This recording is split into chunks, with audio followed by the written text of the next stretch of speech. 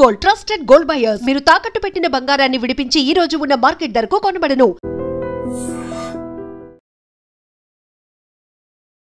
నమస్తే, నేను Kavitha. Welcome to I dream.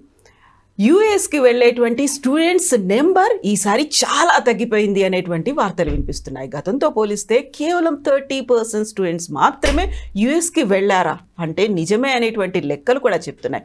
యాక్చువల్గా వీసాకి సంబంధించి రీఫార్మ్స్ ఏమైనా జరిగాయా, స్టూడెంట్స్కి సంబంధించి ఒక భరోసా గురించి యూఎస్లో ఏం జరుగుతోంది, యూనివర్సిటీలు ఏం చెప్తున్నాయి, ఇమ్మిగ్రేషన్లో ఎలాంటి రూల్స్ మనం ఫాలో అవ్వాల్సినటువంటి అవసరం ఉంది. మనతో పాటుగా ఉన్నారు పృథ్వీరాజ్ గారు, advocate and immigration attorney. Hello అండి, నమస్తే. సో యుఎస్ అనగానే మనకు ప్రతిసారి ఆగస్టులో ఎక్కే ఫ్లైట్స్ అన్ని చాలా ఫుల్ అయి ఉంటాయి, చాలా టైట్ జామ్ ప్యాక్డ్ ఉంటాయి, వచ్చేటప్పుడు మాత్రం ఖాళీగా ఉంటాయి అనేది. బట్ ఈసారి ఎయిర్పోర్ట్లు కూడా అంత హడావిడి లేదు. గతంతో పోలిస్తే చాలా చాలా తక్కువ నెంబర్ కనిపిస్తున్నారు. పేరెంట్స్లో భయం ఉంది, స్టూడెంట్స్ కూడా వెనకడుగేస్తున్నారు. ఇదంతా నిజమేనా? అయినా కానీ ఇంకా వీసా ప్రాసెసింగ్లో రిఫార్మ్స్ వచ్చాయి అనేటువంటి మాట, ఏది నిజం ఇందులో? కవిత గారు, I must not make the topic in political way, but small political touch ni cheppesi, then I will continue manti. Previous Trump వచ్చిన కొత్తలో కూడా ఇట్లాగే స్టూడెంట్స్ అవుట్ గో తగ్గిందండి. అప్పుడు కూడా అంత మరీ 70% పడిపోలేదు, కానీ 30%, 40% పడిపోయింది. ఈసారి మరీ 70% పడిపోవడం జరిగింది. తర్వాత బైడెన్ గవర్నమెంట్, ప్రీవియస్ గవర్నమెంట్ కన్నా ట్రంపే కరెక్ట్, ట్రంప్ బాగా లిబరల్గా ఉన్నాడు అని చెప్పి లేటర్ ఆఫ్లో, అంటే తన ఫస్ట్ సెకండ్ ఇయర్ కన్నా third fourth year they appreciated Trump very much by telling that he's friendly to India. ఇప్పుడు ఏమైపోతుందంటే ఈ పొలిటికల్ రీజన్స్ కొంచెం ఇంపాక్ట్ అపాన్ ద మీడియా ఉండటం. అంటే కొత్తగా గవర్నమెంట్ వచ్చింది, తను వచ్చి కూడా డిసెంబర్ ఆ టైంలో వచ్చాడు. కొత్తగా వచ్చేసరికి అదే టైంలో మన స్టూడెంట్ రష్ స్టార్ట్ అవటం, వీళ్ళు వెళ్ళటం, మన అక్కడికి 2025 బ్యాచెస్ అక్కడికి వెళ్ళటం. ఈ లోపల తను తీసుకునేటువంటి కొన్ని నిర్ణయాలు, లా అన్నది ఒకటే ఒక స్టాటిక్గా ఉంటుందండి. Law will not B change. He has not taken any new law as such. Long stay without permission of visa ఉన్న వాళ్ళని అక్కడి నుంచి పంపించాడు. పంపించేసినప్పుడు ప్రపంచానికి ఒక వార్నింగ్ కింద పంపించాడు. Don't encourage these donkey routes అని చెప్పేసి సంఖ్యలతో పంపించింది. ప్రతి common men in India move అయిపోయారండి ఒకసారి. మన పిల్లలు కూడా అట్లా సంఖ్యలు ఇచ్చి పంపిస్తారా, వద్దు పంపించద్దు అన్నది ఒక ఫ్యాక్టర్. 50% ఇంపాక్ట్ ఉంది స్టూడెంట్స్ మీద. సెకండ్ ఏంటంటే దానికి కంటిన్యూగా అక్కడ ఎడ్యుకేషన్కి ఇచ్చేటువంటి ఫండ్స్ ఏదైతే ఉందో మినిస్ట్రీ ఆఫ్ ఎడ్యుకేషనే తీసేసాడు దాని ట్రంప్. దాంతో ఈ నెక్స్ట్ స్టెప్ వచ్చేది ఓపీటీ మీద పడతారు అండ్ సిపిటి ప్రోగ్రామ్స్ ఆగిపోతాయి అన్నది ఒక రకమైనటువంటి భయభ్రాంతులు అక్కడ యూనివర్సిటీస్లో రావటం అనేది వాస్తవం. ఇప్పటి వరకు even till today there is no such any act which has came into force and there is no analysis as such. OPT లేకపోతే మన పిల్లలు అక్కడ అడ్జస్ట్ కాలేరు. ఓపీటీ ఉండాలి ఖచ్చితంగా. మరి ఓపీటీ తీసేస్తే మన పిల్లలు ఎట్లా పంపుతామని ఈ ఫ్యాక్టర్ వల్ల అక్కడ పిల్లలు ఆగిపోవడం జరిగిందండి కవిత గారు. ఈ రెండు ఫ్యాక్టర్స్ తోటి అండ్ ఆల్సో అక్కడ ఉండేటువంటి H1 వీసాలో ఉండే వాళ్ళకి ఓపీటీలు తగ్గిపోతున్నాయి. ఇదంతా ఈ తర్వాత వచ్చిన న్యూస్ అంతా కూడా ఫేక్ న్యూస్లు అండి. ఓపీటీలు తగ్గిపోతున్నాయి, ఓపీటీ లేదు, సోర్సెస్ లేదు, అందరూ బేకరీలో పనిచేసుకుంటున్నారు. I have seen that some videos కొన్ని ఫేక్ వీడియోస్ అని చెప్తే, ఫేక్ అని కూడా అనలేము. ఒక బ్యాడ్ ఎక్స్పీరియన్స్ ఒకరికి వచ్చింది అనుకోండి, ఆ బ్యాడ్ ఎక్స్పీరియన్స్ అందరికీ వచ్చేసినట్టు పోర్ట్రే చేయటం అనేది జరగటం మీడియాలో జరుగుతుంది. అంటే not in Indian media, it is in American medias which I have seen that was circulated to the students at length. మాకు ఏమీ లేక మేము ట్యూషన్స్ చెప్తా బతుకుతున్నాం, ఇక్కడ బేబీ సిట్టర్లుగా ఉన్నాం. ఇదంతా అబద్ధం అండి. ఇది బేబీ సిట్టర్గా ఉండకూడదన్న కంట్రీ చెప్తుంది. ఓపీటీ దాటి బయటికి వెళ్ళొద్దనే కంట్రీ చెప్తుంది. బేబీ సిట్టర్గా వెళ్ళారనేసరికి బిలీవ్ ఇట్ ఆర్ నాట్, అందుకే మీడియా మీద ఆంక్షలు మొదలు పెట్టాడు తను. మీడియా మీద ఆంక్షలు అయితే ఇవన్నీ బయటకు వస్తాయి. అప్పుడు వచ్చిన ఓల్డ్ వీడియోస్ తర్వాత కొత్తవి రాలా. ఇది అవాస్తవాన్ని వాస్తవం కింద చూపించటం. ఇక్కడ పేరెంట్స్కి ఒక భయం ఏర్పడటం. అదే టైంలో Australia and UK try to encash the situation and they are asking please come to our country.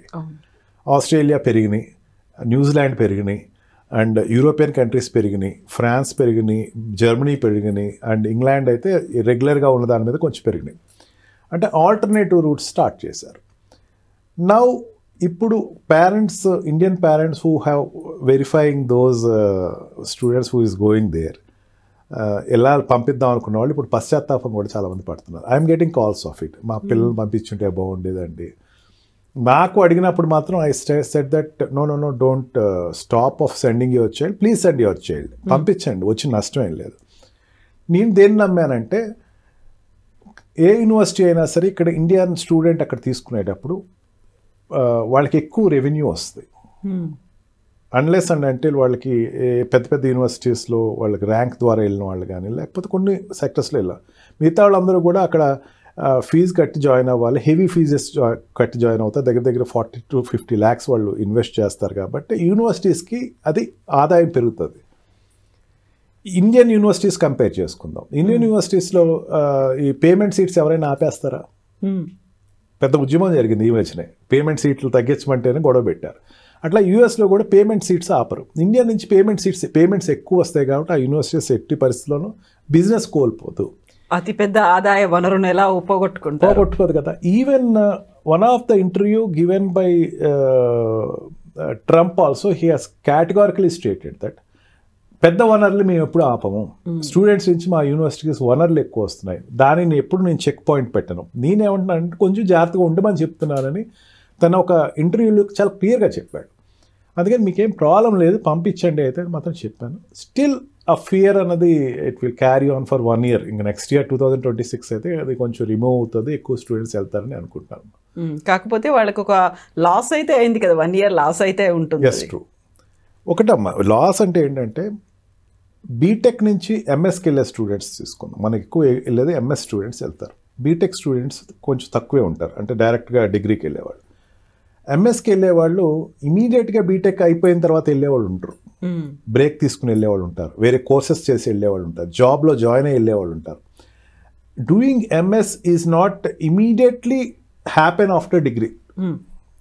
Degree అయిపోయిన వెంటనే నేను ఎంఎస్లో జాయిన్ అయిపోవాలి అనేది ఉండదు, కొంచెం లేట్గా వెళ్ళేవాళ్ళు ఉంటారు. అందుకని ఈ 1 year లేకపోయినా నెక్స్ట్ ఇయర్ అయినా సరే they will go with their criterias అమ్మ. But still and H1B visa lottery system తీసేస్తారన్న దాని మీద కొంచెం ఇంపాక్ట్ ఉంది. And different factors students getting little low in going there. ఇప్పుడు వీసాలో రిఫార్మ్స్ అనేవి వచ్చిన తర్వాత కొత్తగా ఆపర్చునిటీస్ ఇండియన్ స్టూడెంట్స్కి ఏమైనా కనిపించారా? నేను వెరిఫై చేసిన దాని ప్రకారం అమ్మ, H1B వీసాలో ఇచ్చిన reforms advantage to the Indian students. Okay, అంటే H1B వీసా రిఫార్మ్స్లో లాటరీ సిస్టమ్ తీసేయాలనే దాని మీద ఎకనామికల్గా శాలరీ బేస్డ్ మీద తీసుకున్న ఒక సిస్టమ్ తీసుకున్నాడు తను. Highest pay will get H1B visa, lowest pay will not get H1B visa.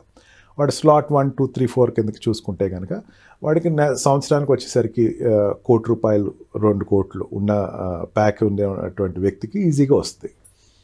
ఇక్కడ స్టూడెంట్ ఓపీటీలో జాయిన్ అయిన తర్వాత, ఓపీటీలో ఎక్స్పీరియన్స్ సంపాదించుకున్న తర్వాత ఆటోమేటిక్గా వాడికి ఆ శాలరీ వచ్చేస్తుంది. అంటే ఓపీటీ జాబ్ జాయిన్ అవుతాడు కదమ్మా వెళ్ళిన తర్వాత. అండ్ స్టెమ్ ప్రోగ్రాంలో ఉండేవాడు 3 years వరకు ఎక్స్టెన్షన్ ఉంది. ఈ లోపల ఆ శాలరీ ఖచ్చితంగా వాడు he will join up to that salary extent and automatically he will be continued there. He will not be compared with the other Indian employees who is going there.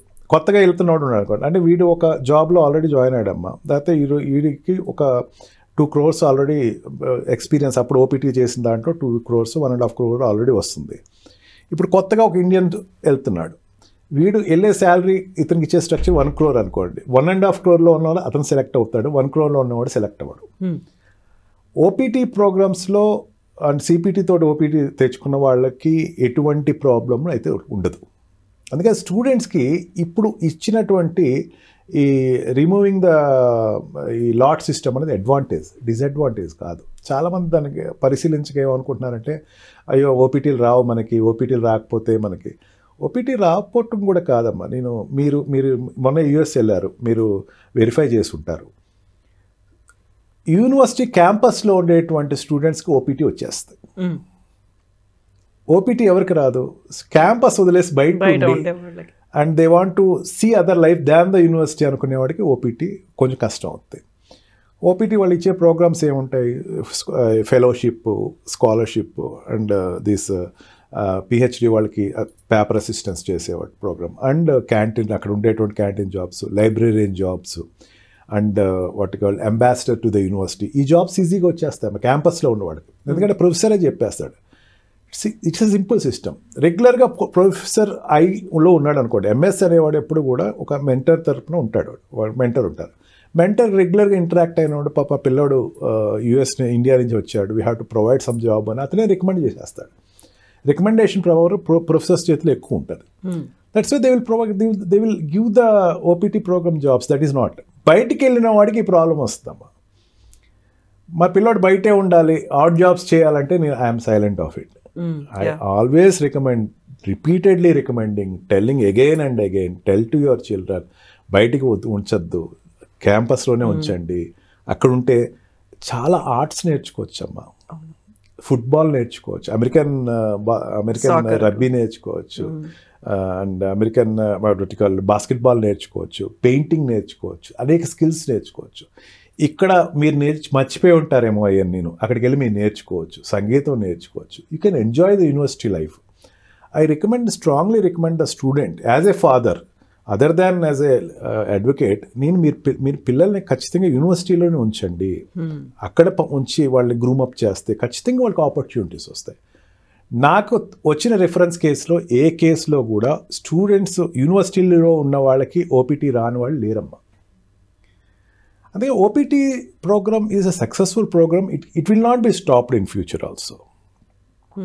కాకపోతే ఈ భయాలు ఉన్నాయి, హెసిటేషన్స్ ఉన్నాయి కాబట్టి ఈసారి students count తగ్గిపోయిందమ్మా. But hopes అయితే still there. అక్కడ ఏదో ఒక డైర్ సిచ్యువేషన్స్ అట్లాంటివి ఉన్నాయనేది మాత్రం లేదు అక్కడ. Thank you so much. Thank you. And for more videos, please subscribe to iDream. Please subscribe to iDream. Please subscribe iDream. And please subscribe to iDream.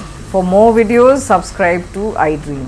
please like, share and subscribe to the channel. Congratulations, iDream. Subscribe to iDream. Subscribe to iDream. So subscribe to iDream Media. iDream ki iDream team andarki huge congratulations. Please subscribe iDream Media. Please subscribe to iDream. Subscribe iDream. Please subscribe to iDream. iDream అంటే నా కళల channel subscribe చేసుకున్న నోరు తిరుగుతలేదు, మీరైతే గంట గుర్తు కొట్టండి. For more such videos, please subscribe to iDream. Subscribe to iDream. Please subscribe to iDream. Please subscribe iDream Media. Please do subscribe to iDream. Please subscribe to iDream Media. For best entertainment and information, please subscribe iDream. And don't forget to subscribe to iDream.